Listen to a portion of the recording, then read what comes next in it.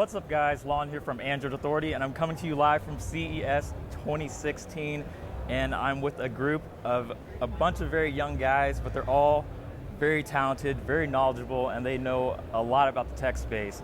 So we thought we'd have them all here on the show, and since there's so many of them here, I figured maybe we'd just have them all introduce themselves individually, and then we'll sort of just have a little conversation and talk a little bit about CES and how they all got started. So let's start over here with you, Miles. All right, hi, I'm Miles Somerville. I've been making YouTube videos for about a little over a year now, and it's really cool to meet all these guys here at Android Authority and all these guys, finally meeting them in person for the first time. So yeah, that's basically it. You can check out my channel, Miles Somerville. My name is Paul Bradford. I have a YouTube channel called Paul in Tech. Pretty simple. Thanks for having us on, guys. My name's Anton. I have a YouTube channel called Anton Lin. And yeah, it's been cool to meet all the people behind the scenes at Android Authority. Hey guys, Taiga here, and I also do a YouTube channel, Taiga Fukuyama. You can follow me everywhere on Instagram, social, like Twitter and all that, all under Taiga Fukuyama. And it's great to be here. Hi guys, my name is Kevin Riazi, and you can find me everywhere using that name, just Kevin Riazi, basically everywhere. Hey guys, my name is Victor, also known as Everything Technology. My channel is focused on consumer electronics, and you can find me on Twitter, Instagram, everywhere at Everything Tech 5. Hi, I'm Eric. People also know me as Blabberhead. You can just search up Eric Anthony, and I'm there. First thing I want to ask you guys is, how did you, what made you guys get started, making YouTube videos? What inspired you to want to talk about tech? Because you're all so young, and YouTube is just, there's so many different generations of YouTubers out there. What made you guys want to get started, and how did you all sort of meet? Did you all know each other outside of YouTube before that, or did you all meet through YouTube? Yeah, we all met through YouTube basically. I started making tech videos simply because I just like tech, and my dad is, he's a big nerd too, so he had a large influence on me. So I started making videos around December of last year, and we all found each other's channels, and it went on from there. Yeah, so I actually had a really old channel when I was 9 years old, and I made a video about the top 5 Android games, and it actually got over 200,000 views, but got a lot of hate. I was really young, only 9 years old, didn't do a very good job. So I have that unlisted now, but I remembered how fun it was to make that video. So I started up a new channel about 2 years ago called Paul in Tech, and I've been making videos ever since. I'm really glad I got to meet all these people through my YouTube channel, and it's been a lot of fun. My YouTube basically started, my dad brought home the Nexus 7, the original one, and I played with it for a while, and I was like, dude, this is so cool. And then I just started making unboxings. I thought it was really cool on YouTube. I was following a bunch of people, and I just started trying on my own, and then that's how my YouTube channel came along. So yeah, I've always been the tech guy in my family. If there was any computer problems, printing problems, I'll be the go-to guy.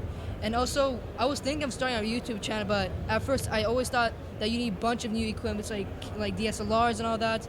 But then I saw Danny Wingate. He did his old videos was taken on a smartphone, and they were really great. So I realized that you don't need good equipment to make good content, and that's why I started.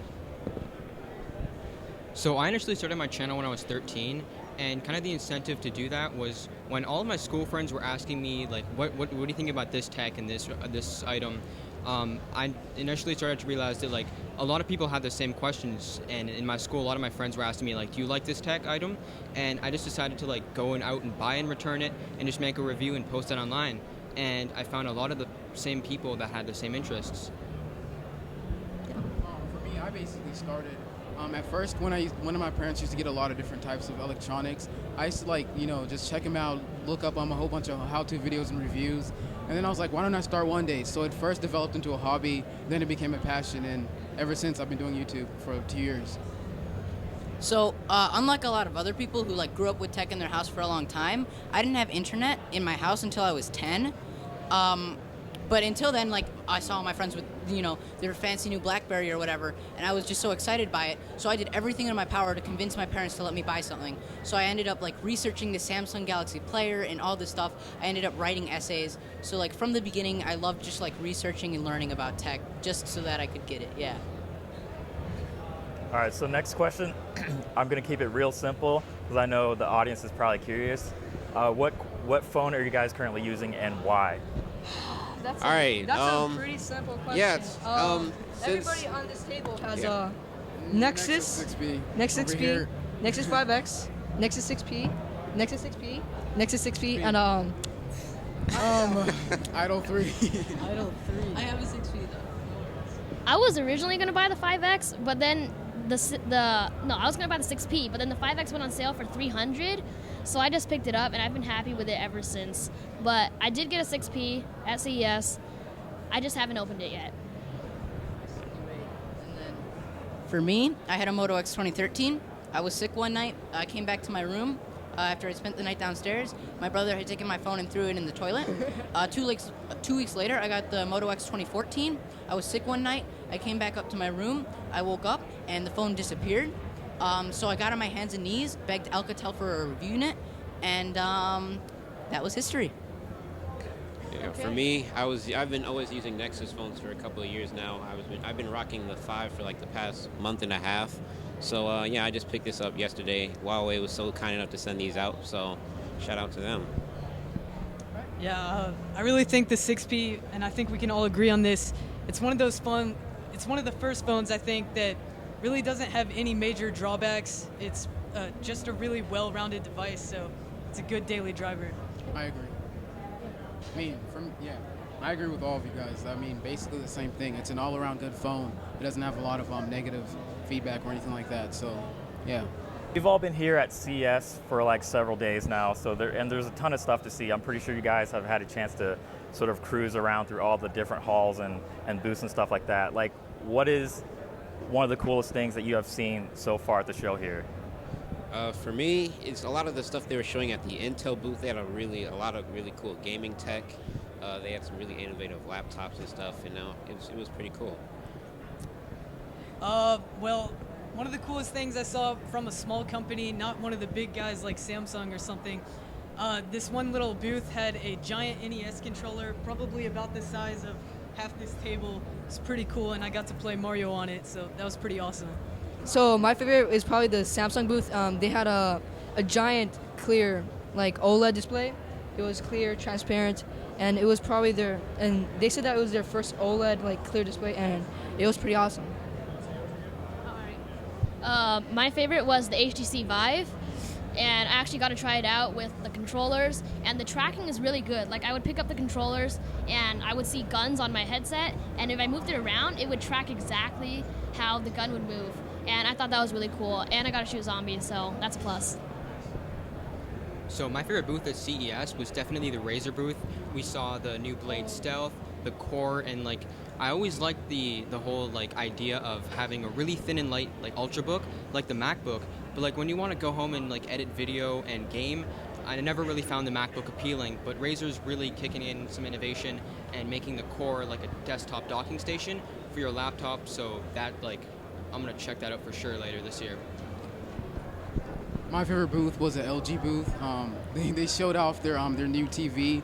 It's like extremely thin. It's actually the size of 4 credit cards, and the colors look extremely good. So I liked the new Blink board from a company called Acton. They made something called the Rocket Skates, which are essentially Heelys on steroids with motors. So this year they have an electric skateboard, and it's the smallest and lightest electric skateboard out there. I definitely couldn't ride it, and I may or may not have wrecked a bit of their booth, but it's an awesome product, and I'm excited to check it out this year. Being as young as you guys are and being at like a show like this, is this sort of like a dream come true for you guys? And like, how supportive are like their parents with doing all this stuff, like sort of checking out tech and doing YouTube sort of as like, not necessarily a job per se, but as your passion? Yeah, for me, I'm really glad to have made it this year. Honestly, I mean, looking back at around January of last year, I honestly didn't expect to have gone this far in such little time, or at least it seems like it hasn't been that long a time at all. And my parents are really supportive. My dad has put in a lot of work to make this trip happen for me and him, and we've been enjoying ourselves so far. Yeah, so it's kind of weird for the past few years watching all the videos from the big guys like MKBHD, Austin Evans, watching their videos here at CES. And so, yeah, it's kind of weird to finally be here for myself, see some of these guys in person. It's been a lot of fun, and yeah, it's interesting. My parents were kind of actually fighting over which one got to go. They wanted to pretty much get a little vacation in, so my dad won that fight, I guess. I've wanted to go to CES since like 2 years ago when I just started doing my YouTube channel. And now it's finally like a dream come true. I get to see all the big YouTubers, I get to see all the cool products, meet all the cool companies, and yeah, it's just, I've been having a really fun time here, and it's a dream come true. And my parents have been really supportive, taking me, dropping me off, helping me like get tickets and everything. So yeah, shout out to my parents. This is actually my second time going. Last year, I was by myself.